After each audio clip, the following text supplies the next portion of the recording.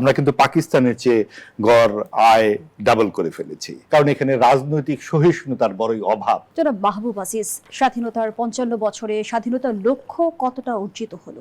ধন্যবাদ, শুভেচ্ছা সৌরভ ভাইকে। আসলে সৌরভ ভাই যেভাবে বললেন সবই ঠিক, যে আমাদের দারিদ্র সীমা, নিরক্ষরতা, রাষ্ট্র সবার হতে পারেনি। উনি যেই দৃষ্টিভঙ্গিতে বললেন, আমি একটু অন্যভাবে দেখতে চাই আমরা কি পেরেছি এই ৫৪ বছরে। আমরা কিন্তু পাকিস্তানের চেয়ে গড় আয় ডাবল করে ফেলেছি, আমাদের নারী শিক্ষার হার অনেক বেড়েছে, আমাদের এখানে শিশু মৃত্যুর হার বেড়েছে, আমাদের উন্নয়নের যে চাকাটা যা বলা হয় সেটাও যথেষ্ট অগ্রসর হয়েছিল বা হয়েছে। কিন্তু মূল জায়গাটা কোথায় আমরা পারছি না?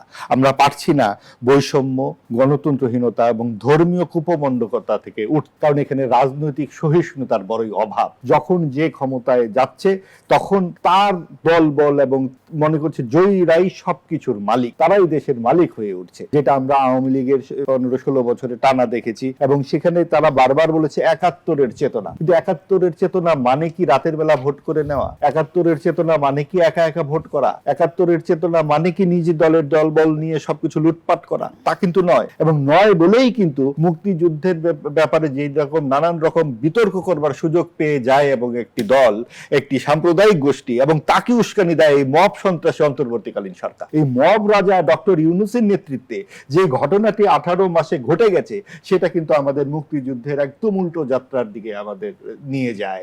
এবং সেখানে যেই দৃশ্যটি আমরা দেখলাম মঞ্চস্থ হলো, ৮-৯ মাসে একটা সংলাপের নামে একটা তামাশা হলো। সেখানে ৩৩টি রাজনৈতিক দলের সাথে কথাবার্তা বলে বলা হলো যে জাতীয় ঐক্যমত তৈরি হয়েছে, এবং সেখানে আওয়ামী লীগের অনুপস্থিতি নিশ্চিত করা হলো।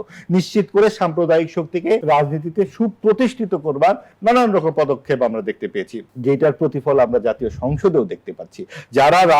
যারা মুক্তিযুদ্ধকে স্বীকারই করতে চায়নি দীর্ঘদিন, পুরো জাতির বিরুদ্ধে তারা সশস্ত্র সংগ্রামেই অবতীর্ণ হয়ে গিয়েছিল, তারা এখন প্রধান বিরোধী দলে। কাজেই মুক্তিযুদ্ধের চেতনাটা আসলে কোন পর্যায়ে আছে সেটা অবশ্যই আমাদের ভাবতে হবে। কিন্তু আশার বিষয় হচ্ছে এইবারের ত্রয়োদশ নির্বাচনের 15 দিন আগে অন্তত বিএনপি বরাবরই মুক্তিযুদ্ধের সপক্ষে দল, বিএনপি কিন্তু মুক্তিযুদ্ধের প্রশ্নে অনড় অবস্থান নিয়েছে, এবং তাদের যে অবস্থান ছিল সেটা জামায়াতের একেবারে বিপরীত। এবং সেই চেতনার বিনিময়ে কিন্তু মানুষ দিয়েছে, দুহাত ভরে বিএনপিকে ভোট দিয়েছে। এবং সেই ভোটের মর্যাদা বিএনপি কতখানি রাখতে পারে, এই যে চলমান সংসদ শুরু হয়েছে, আমরা 29 তারিখ থেকে আবার দেখব, আমরা কিন্তু আগামীতে সেটা দেখতে চাই যে গণতন্ত্রহীনতা, ধর্মীয় কুপমণ্ডকতা এবং এই যে বৈষম্য পীড়িত যেই রাজনৈতিক একটা আচার পরিণত হয়েছে আমাদের এই রাজনীতি, সেইটাই কিন্তু ৭১-এর চেতনার পরিপন্থী। সেখানে বিএনপি কতখানি কাজ করে, বিরোধী দল হিসেবে জামাত কতখানি ভূমিকা রাখে, এই সব কিছু মিলিয়ে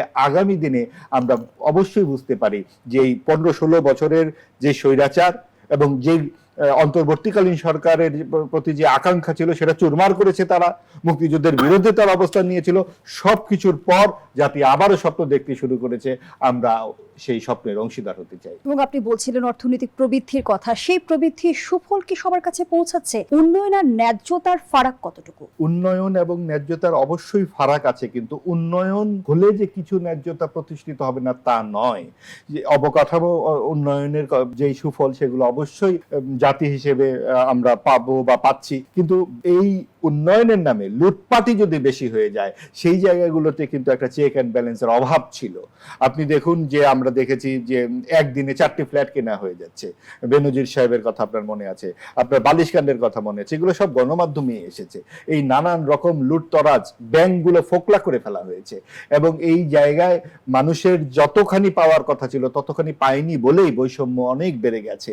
এবং সেই জায়গা থেকে ঘুরে দাঁড়ানোর জন্যই কিন্তু 24-এর গণ অভ্যুত্থান ছিল। 18 মাসে আমরা যে তৎপরতা দেখেছি সেটা গণ অভ্যুত্থানের মূল প্রত্যয়ের সাথে কোনোভাবেই যায় না। সেখানে আমরা ফুলে ফেপে দেখতে পেয়েছি যে অনেকে রাজনীতি মানে একটা মৌচাকের মতো একটা ব্যাপারে পরিণত হয়েছে, যেন অর্থবিত্ত কত সহজে কত সংক্ষিপ্ত পথে বিত্তবান হওয়া যায় তারই একটি পথ যেন রাজনীতি। সেই জায়গা থেকে অবশ্যই ঘুরে দাঁড়ানোর একটা পথ আমরা খুঁজে পাবো। সেটাই কিন্তু আমরা ত্রয়োদশ জাতীয় সংসদে আলাপ আলোচনা আলোচনা শুনতে চাই, জবাবদিহিতা শুনতে চাই। এবার যে ঈদ যাত্রাটি আমরা দেখলাম সেটা অত্যন্ত মর্মান্তিক। একমাত্র আকাশপথ ছাড়া যাবতীয় পথে যেভাবে মানুষ মারা গেল, এগুলার সবকিছুই কিন্তু আমরা বলি না যে মাত্রই নতুন সরকার সকল দায়িত্ব নেবেন, কিন্তু সরকার কি করে এটাকে অ্যাড্রেস করেন, কিভাবে তারা সরকার এটাকে জবাবদিহিতার আওতায় আনেন এবং কি পদক্ষেপ তারা নিতে চান, জাতি হিসেবে কিন্তু সবাই সংসদের দিকে তাকিয়ে থাকে।